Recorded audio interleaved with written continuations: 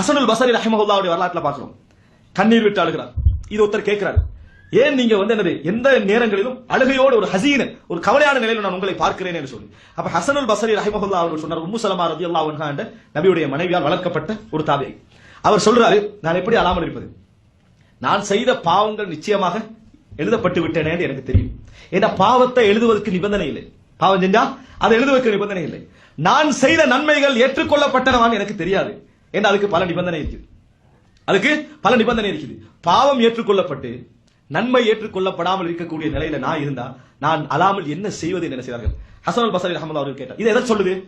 அவங்க ஒவ்வொரு வகையில இந்த மறுமையுடைய சிச்சுவேஷன் எனது விசாரணை என்ன செய்தார்கள், சிந்திக்கக்கூடியவர்களாக இருந்தார்கள். அன்புள்ள சகோதரர்களே, இந்த உலகத்தில் இந்த மறுமையுடைய நம்பிக்கை ஒருவருடைய உள்ளத்திலே வேலை செய்யுமாக இருந்தால், மறுமையுடைய நம்பிக்கை ஒருவருடைய உள்ளத்திலே சரியான முறையில் வேலை செய்யுமாக இருந்தால், ஒரு நேரம் தவறினாலும் அடுத்த நேரம் அவர் அதை என்ன செஞ்சிடும் மாற்றி. இந்த உலகத்தில் மறுமை நம்பிக்கை ஒருவரை மாற்ற முடிந்தது போல வேறொரு நம்பிக்கை என்ன செய்ய முடியாது, மாற்ற முடியாது. காரணம், இந்த உலகத்தில் உள்ள எல்லா அம்சங்களும் விசாரிக்கப்படக்கூடிய நிலையாக அல்லாஹ் தஆலா சொல்லி காட்டுகிறார். எல்லா அம்சங்களும் எதுவும் ஒன்று விடப்படாமல் விசாரிக்கப்படக்கூடிய ஒன்றாக அல்லாஹ் தஆலா சொல்லி காட்டுகிறார்.